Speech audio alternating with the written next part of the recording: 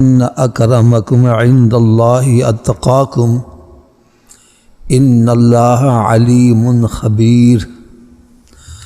صدق اللہ العظیم و صدق رسولہ النبی الکریم الامین۔ اللہ تبارک و تعالیٰ کے نام سے جو بڑا مہربان نہایت رحم کرنے والا ہے۔ ارشاد رب العالمین ہوتا ہے، اے لوگو، ہم نے تمہیں ایک مرد اور ایک عورت سے پیدا کیا اور تمہیں شاخیں اور قبیلے کیا کہ آپس میں پہچان رکھو۔ بے شک اللہ تعالیٰ کے یہاں تم میں زیادہ عزت والا وہ ہے جو تم میں زیادہ پرہیزگار ہے۔ بے شک اللہ تعالیٰ جاننے والا خبردار ہے۔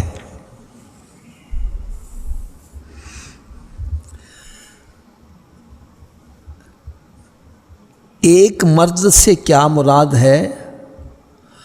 ہماری ابتدا حضرت آدم علیہ السلام اور ایک عورت حضرت حوا رضی اللہ تعالی عنہا، ان کے ملاپ سے یہ سارے انسان جتنے بھی چلے وہیں سے چلے، تو ان سب کی ابتدا ایک مرد اور ایک عورت ہے، اور پھر باپ سب کا ایک ہی ہے، ماں بھی سب کی ایک ہی ہے۔ اب ان کی آگے شاخیں بن گئی، قبیلے بن گئے، کوئی ملک صاحب بن گیا، کوئی چودھری صاحب بن گیا، اور کوئی لوہار بن گیا، کوئی موچی بن گیا۔ یہ سب کاہے کے لیے ہیں؟ ایک دوسرے کی پہچان کے لیے۔ باقی بتلایا، یاد رکھو تم سب ایک مرد کی اولاد ہو، اور اللہ تعالیٰ کے ہاں عزت والا کون ہے؟ اللہ کرے جو معیار رب تعالیٰ کے نزدیک ہے وہ معیار ہمارے اندر بھی آ جائے۔ ہمارے ہاں عزت کا معیار کیا ہے؟ دولت۔ جس کے پاس جتنی دولت ہے اس کو اتنا پروٹوکول دیا جا رہا ہے، اور غریب آدمی وہ چاہے قریبی رشتہ دار ہی کوئی نہیں ہے، قریبی رشتہ دار ہے، اس کے باوجود کہ او میرا دور کا رشتہ دار، اور کوئی امیر آدمی ہے وہ چاہے وہ 10-12 نسلیں بعد کا کیوں نہ ہو، وہ کہتا ہوتے ساڈا ہمارا قریبی ہے۔ اللہ اللہ اللہ اللہ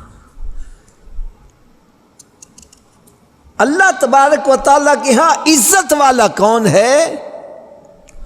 فرمایا ان اکرمکم عند اللہ اتقاکم، اللہ تعالیٰ کے ہاں عزت والا وہ ہے جو جتنا رب سے ڈرنے والا ہے، جتنا متقی پرہیزگار ہے، اللہ تعالیٰ کے ہاں اتنی ہی اس کی عزت زیادہ ہے۔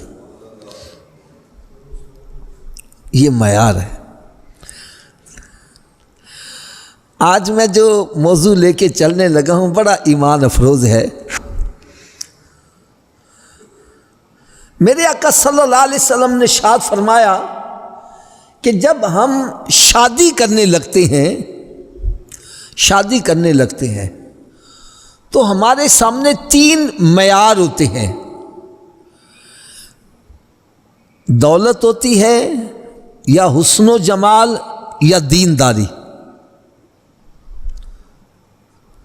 دولت، حسن و جمال اور دینداری۔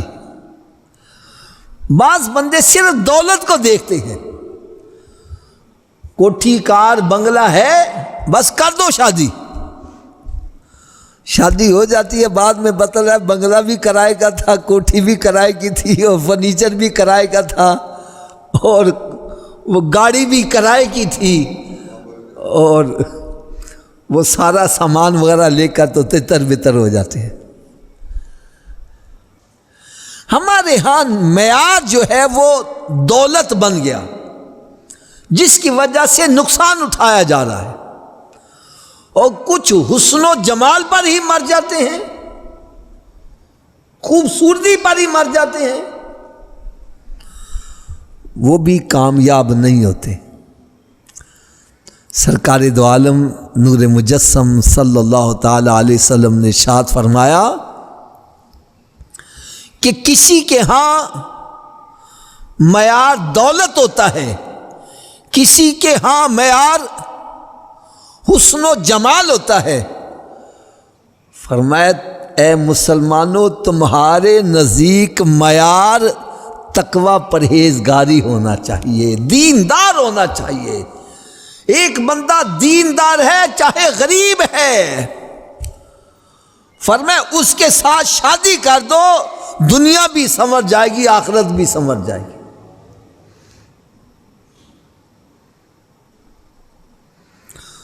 تو پہلے جو بزرگ تھے وہ اگر بچی کی شادی کرنے لگتے تھے تو دیکھتے تھے لڑکا دیندار بھی ہے کہ نہیں ہے۔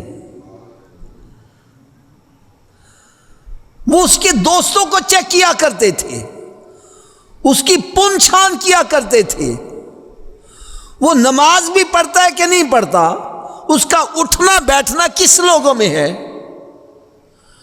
اگر وہ دیکھتے تھے نمازی ہے، پرہیزگار ہے، متقی ہے، تو وہ پھر شادی کر لیتے تھے۔ مجھے اس موضوع پہ چلتے چلتے ایک واقعہ یاد آ رہا ہے۔ حضرت بڑے میاں سرکار محمد اسماعیل رحمۃ اللہ، جن کو مشہور نام وڈے میاں درس، وڈے میاں سرکار، ایک بزرگ فرماتے تھے اہل نظر، وہ فرماتے ہیں کہ یہ وہ بزرگ ہیں جن کے روزانہ درجے بڑے بلند ہو رہے، روزانہ درجے بلند ہوتے۔ ہم نے پوچھا جس کی کیا وجہ ہے؟ فرمانے لگے ان کے شاگردوں میں حافظ قرآن بڑے ہیں، وہ آگے پڑھا رہے ہیں، پھر وہ آگے ان کے شاگرد پڑھا رہے ہیں، اسے آگے پڑھا رہے ہیں۔ فرمایا جتنا سب کو ثواب ملا اتنا ان کو روزانہ مل رہا ہے، ان کے درجات روزانہ بلند ہو رہے ہیں۔ تو آپ کی بارگاہ میں ایک نوجوان لڑکا آیا، بڑا پریشان حال ہے۔ ہم نے پوچھا بھئی پریشانی کس وجہ سے ہے؟ کہنے لگا جی میری ابتدا میں ہی بچپنے میں منگنی ہو گئی تھی، تو اب جب شادی کا وقت آیا ہے تو میرے سسرال والوں نے شرط لگا دی ہے کہ بچہ حافظ قرآن ہوگا تو پھر ہم نے شادی کرنی ہے، ورنہ ہم یہ منگ توڑ کے کسی اور جگہ شادی کر دیں گے۔ تو پہلے وقتوں میں منگ کا ٹوٹ جانا یہ بہت بڑا عیب ہوتا تھا۔ کہنے لگا میں آپ کی بارگاہ میں آیا ہوں، مجھے قرآن حفظ ہو جائے تاکہ میری شادی وہاں پر ہو جائے۔ آپ نے ارشاد فرمایا تم داخلہ لے لو، پڑھنا شروع کرو، اللہ تعالیٰ کرم کر دے گا۔ وہ کہنے لگا جی نہیں، انہوں نے چند دنوں بعد کسی اور جگہ شادی کر دینی ہے۔ آپ نے فرمایا اچھا؟ فرمایا پھر فجر کی نماز میرے پیچھے پڑھ لینا، پہلی صف میں دائیں طرف کھڑے ہو جانا۔ وہ فجر کی نماز میں پہلی صف میں دائیں طرف کھڑا ہو گیا۔ تو آپ نے جب نماز پڑھائی، دائیں طرف جب سلام پھیرا، جتنے بندے رہے سب کو حافظ قرآن کر دیا، اور بائیں طرف سلام پھیرا، جتنے سے سب کو ناظرہ قرآن پڑھنے والا کر دیا۔ تو اس سے پتہ چلا کہ پہلے بزرگ جو تھے ان کا چناؤ کیا تھا، وہ دیکھتے تھے تقوی پرہیزگاری ہے کہ نہیں ہے۔ اب تقوی پرہیزگاری بھی اس کا بھی ایک معیار ہے، ہر ایک کے نزدیک تقوی پرہیزگاری کا مقام علیحدہ علیحدہ ہے۔ ایک واقعہ مجھے یاد آ رہا ہے، ایک اللہ کے ولی میں آپ کو بتلاتا ہوں کہ تقوی پرہیزگاری کا معیار ہر ایک کے ہاں جدا جدا ہے. جو جتنے بلند مقام پر فائز ہوگا اس کے نزدیک تقوی پرہیزگاری بھی اتنی شان والا ہوگا. خیر وہ بزرگ تھے، ان کی ایک خادمہ تھی، تو اچانک ان کے کچھ حالات اتنے خراب آ گئے، معاشی طور پر اتنی تنگ دستی آ گئی کہ فاقے کی نوبت آ گئی. تو بزرگوں نے سوچا چلو میں تو فاقہ کر رہا ہوں، یہ میری جو خادمہ ہے یہ بھی ساتھ فاقہ کرے تو یہ اچھا نہیں لگتا. تو انہوں نے اپنے ایک دوست تھے ان سے کہا کہ بھائی یہ خادمہ تم ادھار کے طور پر لے جاؤ، ان کو کھانا وغیرہ کھلا دیا کرو، ان سے کام کم کروایا کرو، جب میرے حالات صحیح ہو جائیں گے تو میں پھر اس کو واپس لے آؤں گا. کہا ٹھیک ہے جی. وہ لے گئے. کچھ دنوں کے بعد وہ عورت جو تھی نا وہ واپس ان بزرگوں کے پاس آ گئی. فرمان لگی جی میں ان کے ہاں کام نہیں کر سکتی. پوچھا کیوں نہیں کر سکتی؟ کہنے لگی میں نے ان کے اندر 3 عیب دیکھے ہیں. کتنے؟ تھوڑا سا اونچی آواز سے بولو یار بڑی مزیدار بات سنانے لگا ہوں. کہنے لگے تو نے اس کے اندر کون کون سی عیب دیکھے ہیں؟ کہنے لگے پہلا عیب تو یہ کہ وہ بیمار نہیں ہوتے. دوسرا عیب یہ ہے کہ وہ رات کو اٹھ کر عبادت نہیں کرتے. اور تیسرا عیب یہ ہے کہ لوگ ان کو برا نہیں کہتے. یہ دیکھو اللہ کے ولیوں کی صحبت میں رہنے والی عورت کا معیار کہاں پہنچا ہوا ہے. خیر وہ ان بزرگوں کو انہوں نے بلایا. وہ کہنے لگے بھئی میری خادمہ تیرے پاس رہنے کے لیے تیار نہیں ہے. کہنے لگے جی کیوں نہیں ہے؟ کہنے لگے اس نے بتلایا تیرے اندر 3 برائیاں ہیں. کہنے لگے جی کون کون سی برائی بتلائی ہے؟ کہنے لگے نمبر 1 کہ تو پچھلی رات اٹھ کے عبادت نہیں کرتا. دوسرا عیب یہ کہ تو بیمار نہیں ہوتا. تیسرا عیب یہ کہ تجھے لوگ برا نہیں کہتے. وہ کہنے لگا جناب، اس نے اپنی قمیض کے پیچھے سے کپڑا اٹھایا تو پشت کے اوپر ایک بہت بڑا زخم تھا، پھوڑا تھا. کہنے لگا جی یہ ساری رات مجھے سونے نہیں دیتا، میں اللہ تعالیٰ کی عبادت میں مشغول رہتا ہوں، لیٹا رہتا ہوں، بیٹھنا میرے لیے مشکل ہے. یہ سمجھتی ہے سو رہا ہے اور میں بیمار بھی ہوں اور رات عبادت میں بھی گزارتا ہوں. تیسری بات یہ ہے کہ کہنے لگا میں گھر سے باہر نہیں نکلتا اس لیے لوگ مجھے برا نہیں کہتے. کہنے لگے اس کو میرے ساتھ باہر بھیج دو. باہر نکالا تو لوگوں نے باتیں کرنی شروع کر دی. یعنی میں بتلا یہ رہا ہوں کہ ہر ایک کا معیار تقوی کا علیحدہ علیحدہ ہوتا ہے. تو جو جتنا اونچے مرتبے پر فائز ہوگا اس کے نزدیک تقوی پرہیزگاری اتنا ہی بلند ہوگا. جیسے ایک میں اور چھوٹی سی مثال دے دوں. ایک بندہ اپنے بزرگوں کے پاس حاضر ہوا. کہنے لگا حضرت جی میری بکری گم ہو گئی ہے. کیا ہو گئی ہے؟ تو آپ اس سے پوچھنے لگے کہ حضرت صاحب مجھے کہنے لگے کہ یہ بکری کی عمر اوسطاً کتنی کو ہوتی ہے؟ اس نے بتلایا 4-5 سال ہوتی ہوگی. تو وہ کہنے لگے 4-5 سال کے لیے میں اپنے اوپر چھوٹا گوشت، بکری کا گوشت یہ حرام کر لیتا ہوں. کہنے لگے جی کیوں؟ کہنے لگے یہ چوری کی بکری کہیں ذبح ہو کر بازار میں آ جائے اور میں وہ کھا لوں تو میرے تقوی پرہیزگاری میں فرق نہ آ جائے. یہ معیار ہر ایک کے اندر جتنا تقوی پرہیزگاری زیادہ ہوگی اتنا معیار بلند ہوتا چلا جائے گا. اب میں جو بات عرض کرنے لگا ہوں وہ ذرا سوچنے والی ہے۔ ایک عام بندے کا تقوی کا معیار کیا ہے اور ایک اللہ کے ولی کا تقوی کا معیار کیا ہے، اور ایک صحابی کا معیار کیا ہوگا، ایک نبی کا معیار کیا ہوگا، ایک رسول کا معیار کیا ہوگا، اور امام الانبیاء حبیب کبریا حضرت محمد مصطفیٰ صلی اللہ علیہ وسلم کا معیار کتنا بلند ہوگا۔ اب جب ہم شادی کرنے لگتے ہیں بچی کی تو ہم کوشش کرتے ہیں اپنی عقل کے مطابق اچھا بندہ دیکھا جائے، تو یار تھوڑا سا سوچو، ایک اللہ کے ولی جس کو سلیکٹ کر لے وہ کتنا نیک صالح ہوگا، جس کو اللہ کا نبی سلیکٹ کر لے، جس کو کوئی رسول سلیکٹ کر لے، وہ کتنے بلند مقام والا ہوگا۔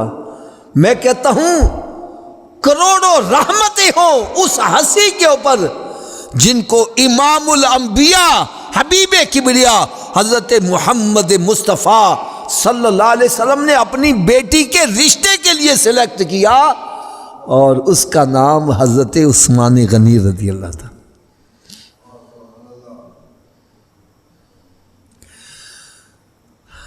اور پھر میں ایک اور بات ساتھ عرض کروں گا،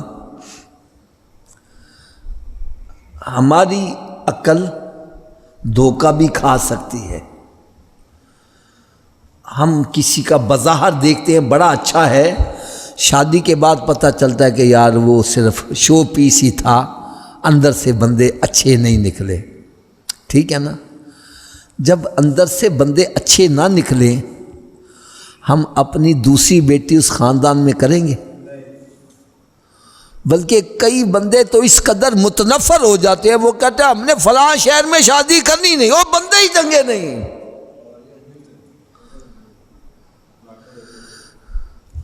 ہم دھوکہ کھا سکتے ہیں، لیکن میرے آقا صلی اللہ علیہ وسلم کے بارے میں یہ تصور نہیں کیا جا سکتا۔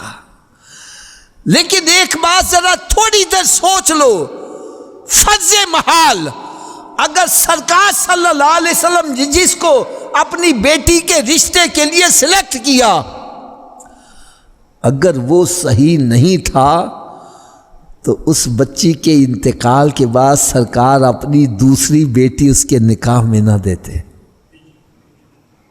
یہ بالکل پڑھی لکھی بات ہے، لیکن حدیث مبارکہ اس بات پر شاہد ہے کہ میرے آقا صلی اللہ علیہ وسلم نے حضرت رقیہ رضی اللہ تعالیٰ عنہ کی شادی جب حضرت سیدنا عثمان غنی رضی اللہ تعالیٰ عنہ سے کر دی، اور جب ان کا وصال ہو گیا، میرے آقا صلی اللہ علیہ وسلم نے اپنی دوسری بیٹی ام کلثوم رضی اللہ تعالیٰ عنہ کی شادی ان کے ساتھ کر دی، اور پھر جب اس کا بھی انتقال ہو گیا تو میرے آقا صلی اللہ علیہ وسلم نے فرمایا اگر میری 100 بیٹیاں بھی ہوتی یہ کے بعد دیگرے انتقال کرتی جاتی تو میں نے ان کی شادی عثمان غنی سے کرتے رہنا تھا۔ میں عثمان غنی سے اتنا راضی ہوں۔ اور دوسری طرف یہ بھی یاد رکھو، پوری کائنات میں 1,24,000 کم و بیش جتنے بھی انبیاء کرام علیہ السلام اس دنیا میں تشریف لائے، ان میں کسی بھی نبی کے امتی کو یہ شرف حاصل نہیں ہوا کہ اس کے نکاح میں کسی نبی کی 2 بیٹیاں آئی ہوں۔ یہ اگر شرف حاصل ہے تو صرف اور صرف حضرت سیدنا عثمان غنی رضی اللہ تعالیٰ عنہ کو حاصل ہے کہ جن کے نکاح میں میرے آقا صلی اللہ علیہ وسلم کی 2 صاحبزادیاں یکے بعد دیگرے جو نکاح میں آئی ہیں، اور اس کی وجہ سے آپ کا لقب ذی النورین پڑ گیا۔ میں یہاں ایک دکھ والی بات کہوں گا جو میرے آقا صلی اللہ علیہ وسلم کو نور نہیں مانتے، ان سے کبھی پوچھ کے دیکھنا کہ بھائی حضرت عثمان غنی رضی اللہ تعالیٰ عنہ کا لقب کیا ہے؟ وہ آپ کو جواب دیں گے جی ان کا لقب ہے ذی النورین۔ کیا نام ہے؟ ذی النورین۔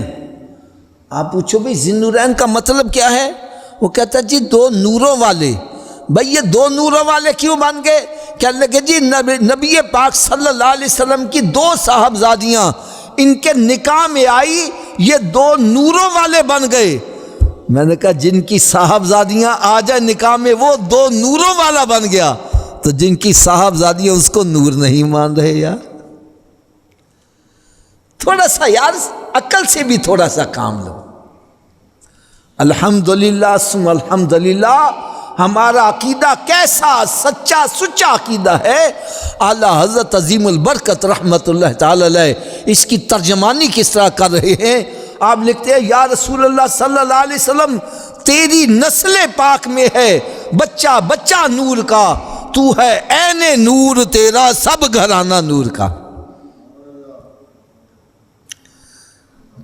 تیری نسل پاک میں ہے بچہ بچہ نور کا، تو ہے عین نور تیرا سب گھرانہ نور کا، اور نور کی سرکار سے پایا دوشالہ نور کا، ہو مبارک تجھ کو ذی النورین جوڑا نور کا۔ اور آگے یقین جانو ایسی کمال بات لکھتے ہیں۔ میں تو آپ سے دعا کرتا ہوں، آپ بھی میرے حق میں دعا کرو کہ اللہ تعالیٰ وہ ہمیں سعادت عطا کرے۔ یقین جانو مسجد نبوی شریف کے باہر جنت البقیع کی طرف جب بیٹھے ہوں، سامنے سبز گنبد ہوتا ہے، اور فجر کی نماز کے بعد وہاں ایک ایسا روحانی منظر ہوتا ہے۔ وہاں جب ہم یہ نعت پڑھتے ہیں نا، یقین جانو اس کا ایک علیحدہ سرور ہوتا ہے کہ صبح و طیبہ میں ہوئی بٹتا ہے باڑا نور کا، صدقہ لینے نور کا آیا ہے تارا نور کا، میں گدا تو بادشاہ بھر دے پیالہ نور کا، نور دن دونا تیرا دے ڈال صدقہ نور کا، اور جو گدا دیکھو لیے جاتا ہے توڑا نور کا، جو گدا دیکھو لیے جاتا ہے توڑا نور کا، اور نور کی سرکار ہے کیا اس میں توڑا نور کا، کہ یا رسول اللہ صلی اللہ علیہ وسلم نور جس کو بھی آپ عطا کر رہے ہیں، یہ نور ایسی چیز ہے جس میں کوئی کمی آنے والی نہیں ہے۔ تو میرے آقا صلی اللہ علیہ وسلم کی ذات اقدس، ان کی بارگاہ سے جنہوں نے فیض پایا وہ نور بن گئے۔ بلکہ میں تو چلتے چلتے ایک بات آپ کو بڑی پیاری کہوں گا، مکہ معظمہ میں اللہ تعالی ہمیں وہ بھی جگہ بار بار دیکھنے کی توفیق عطا فرمائے۔ مکہ معظمہ میں ایک جبل نور ہے۔ کیا ہے؟ اونچی بولو۔ جبل کہتے ہیں پہاڑ کو، نور کا پہاڑ۔ یہ وہ پہاڑ ہے جس پہ غار حرا ہے۔ غار حرا جہاں پر سرکار صلی اللہ علیہ وسلم اپنے گھر سے کھانے پینے کا سامان لے کر تشریف لے جاتے اور اس غار میں عبادت میں مشغول ہو جایا کرتے تھے، اور پہلی وحی بھی اسی غار میں آئی تھی۔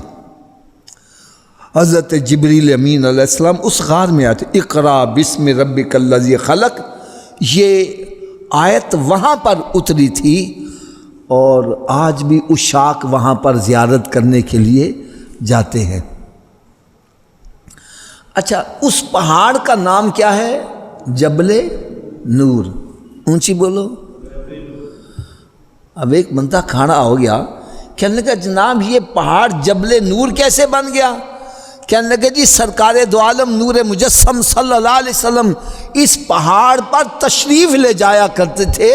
یہ پہاڑ سونے آقا صلی اللہ علیہ وسلم کے قدمین شریفین کے بار بار بوسے لیتا رہا تو یہ جبل نور بن گیا۔